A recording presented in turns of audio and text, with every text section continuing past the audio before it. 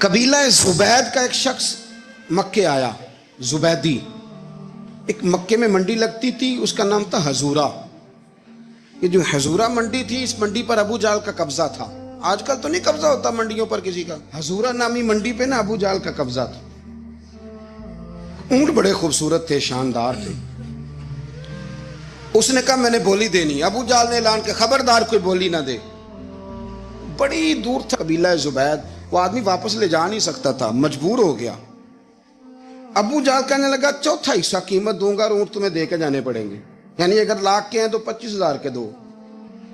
بندہ بڑا پریشان ہوا، چودھریوں سے بات کی تو کہنے لگے بدماش بڑا ہے، ہم شریف لوگ ہیں. شریف اور بزدل میں، بزدلی کو شرافت کا نام نہ دو، پکی بات کر رہا ہوں. شریف اور بزدل میں شریف ضرور بنو پر بزدل نہ بنو.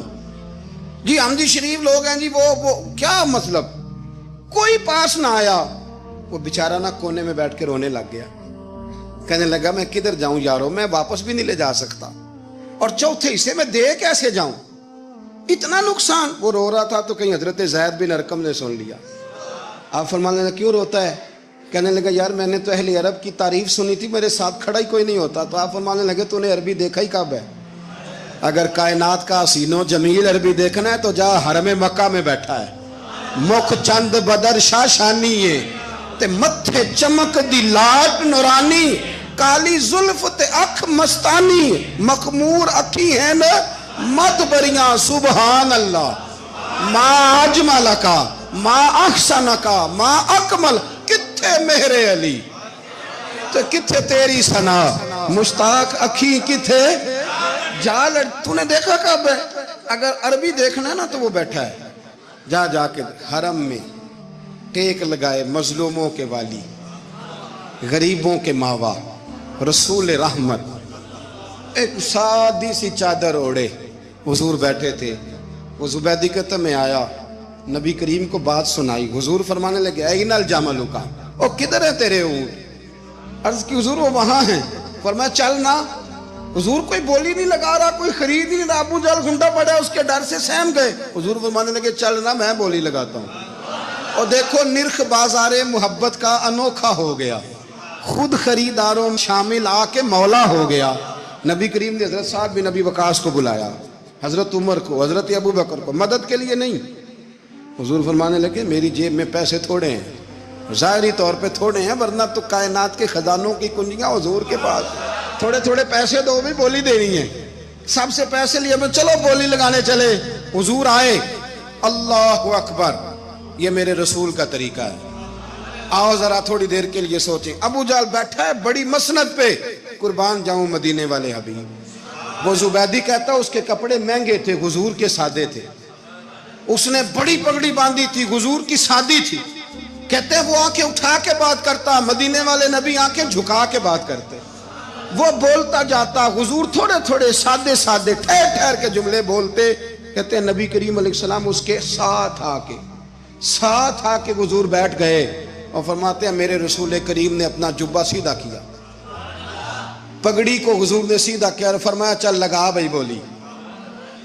اس نے لفظ بولے، پھر حضرت ابو بکر نے بولی دی، پھر حضرت عمر نے دی، پھر سعد بن ابی وقاص نے دی، پھر زید بن ارقم نے دی، پھر رسول کریم نے دی. وہ کہتا ہے جتنے میں بیچنا چاہتا تھا نبی پاک نے ڈبل میں میرے اونٹ خریدے، ڈبل میں اونٹ خریدے میرے رسول. سلام اس پر کہ جس نے دشمنوں کو بھی قبائیں دی، سلام اس پر کہ جس نے گالیاں سن کر دعائیں دی.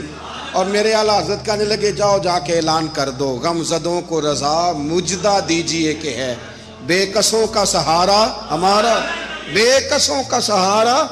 جاؤ غم زدوں کو رضا مجدہ دیجئے کہ ہے بے کسوں کا سہارا.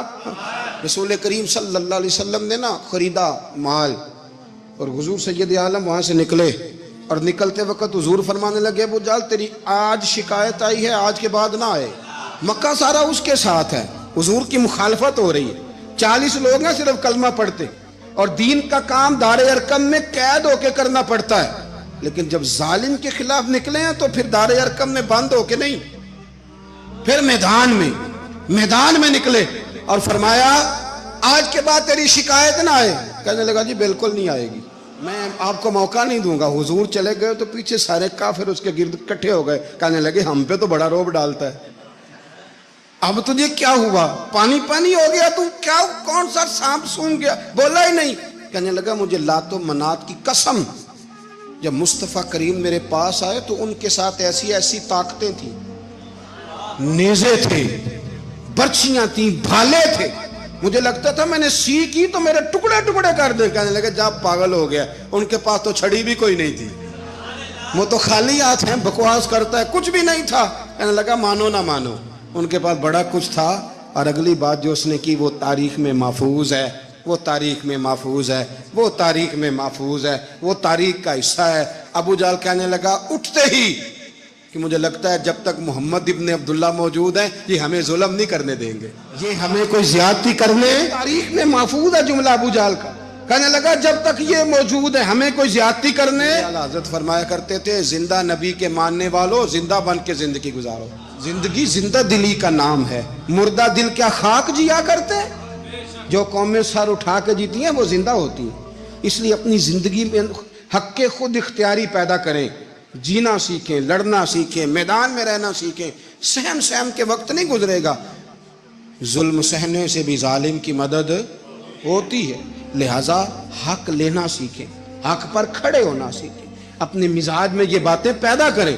مجھے خاتون نے پوچھا, میرا بھائی کہتا ہے حصہ لے لے پھر میرے مرے کا منہ نہ دیکھنا.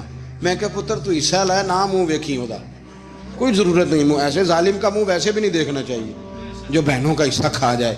میں نے کہا تو منہ دیکھنے کی کوئی ضرورت, یہ کوئی بلیک میلنگ ہے. ابا کہتا ہے حصہ لے لو منہ نہ دیکھنا. میں کہا بالکل نہ ویکھی, تو بلکہ آنکھ میں ویکھنا بھی نہیں چاہتی, تو ادھر رکھ, اللہ رسول نے مقرر کیا میرا حصہ. کیا فلسفہ ہے ہمارا, جو بات غلط ہے اس پہ لوگوں کو بلیک میل کرتے ہو. جائز بات پہ ڈٹنا سیکھو.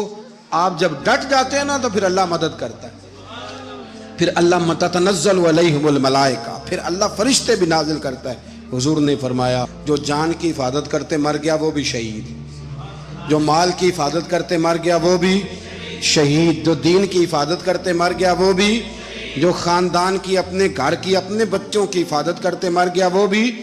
اتنا بڑا درجہ حضور نے بیان کر دیا ہے.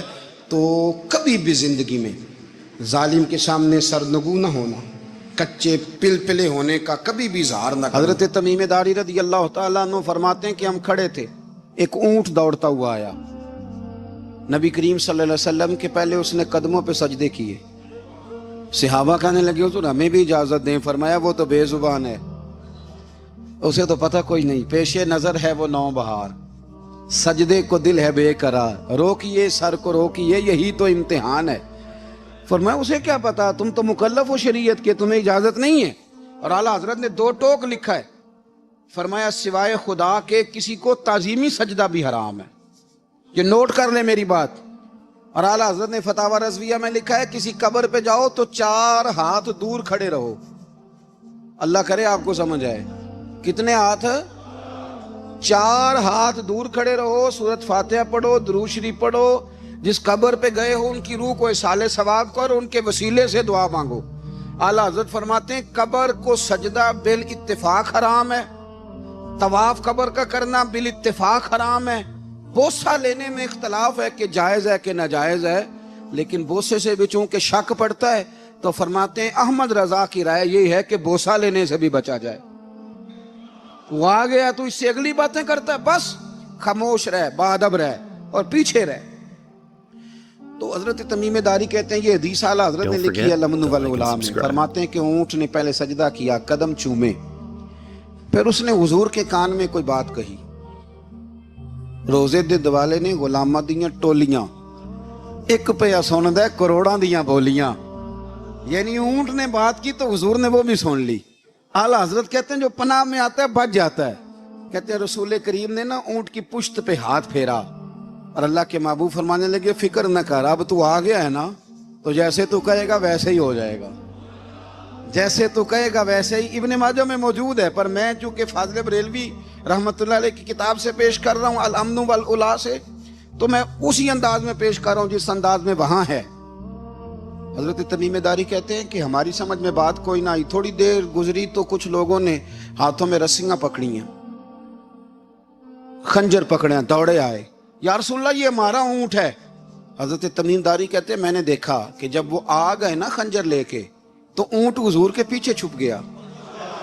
آج لے ان کی پناہ، آج مدد مانگ ان سے. وہ حضور کے پیچھے چھپ گیا.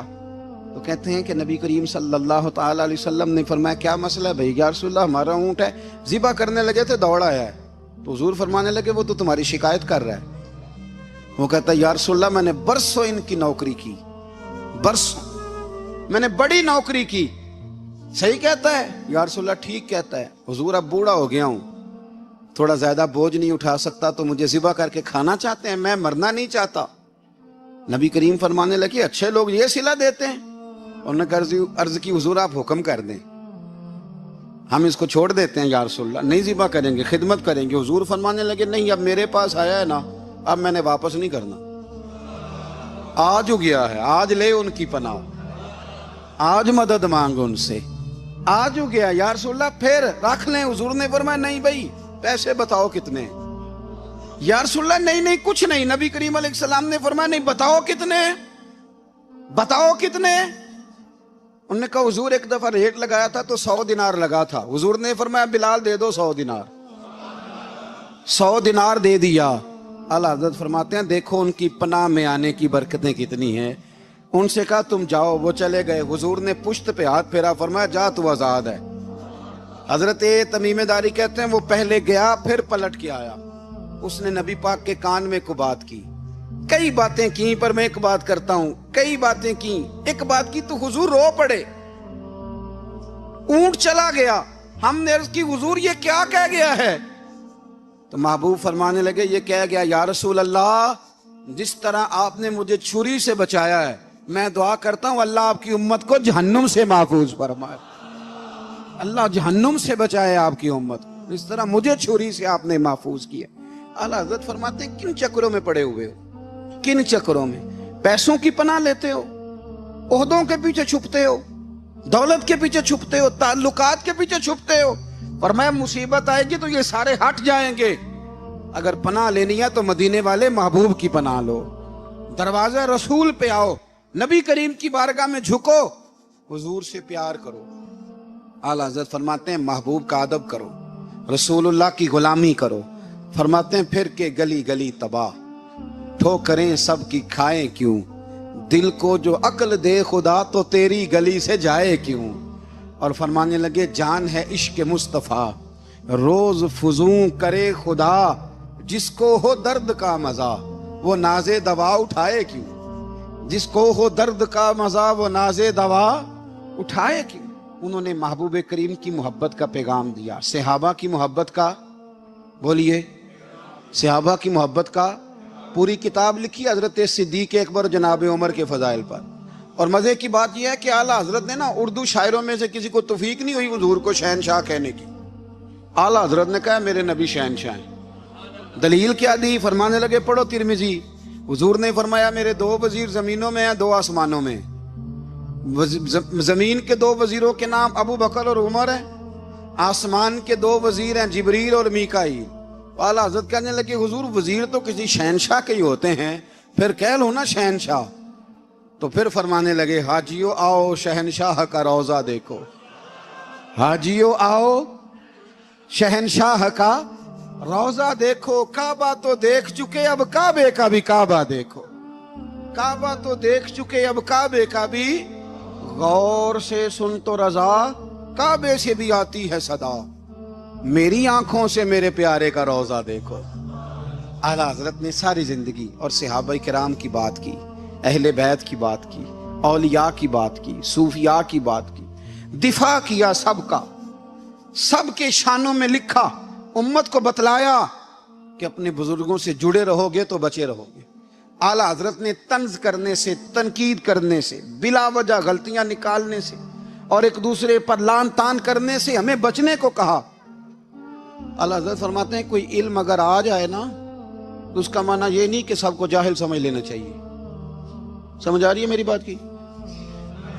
ہم جس شعبے میں بھی ہوتے ہیں نا سامنے والے کو ان پڑھ ہی سمجھتے ہیں.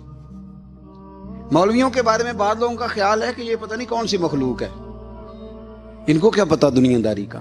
میں صحیح کہہ رہا ہوں. اسی طرح جو میرے شعبے سے تعلق رکھنے والے لوگ ہیں وہ کہتے ہیں شاید سارے تاجر 2 نمبر طریقے سے ہی مال کماتے ہیں. یہ ہو نہیں سکتا, ایسا ہو نہیں سکتا.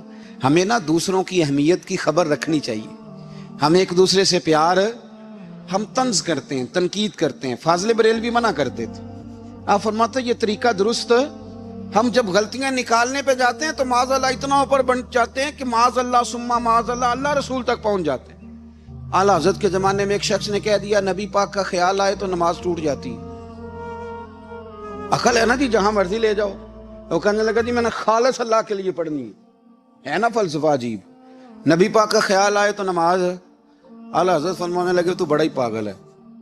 جب تو کہے گا السلام علیکہ ایھا النبی, خیال آئے گا کہ نہیں؟ فرمانے لگے تو بڑا ہی نادان ہے. جب تو کہے گا اللہم صلی علی محمد وعلی, خیال آیا کہ نہیں آیا؟ فرمانے لگے تو نبی پاک کی بات کرتا ہے, نماز میں تو ابا اماں کا بھی خیال آتا ہے. ربنا اغفر لی ولوالدی. فرمانے لگے ربے کے خیال سے نہیں ٹوٹتی تو مدینے والے کے خیال سے کیسے ٹوٹ گئی؟ Don't forget to like and subscribe.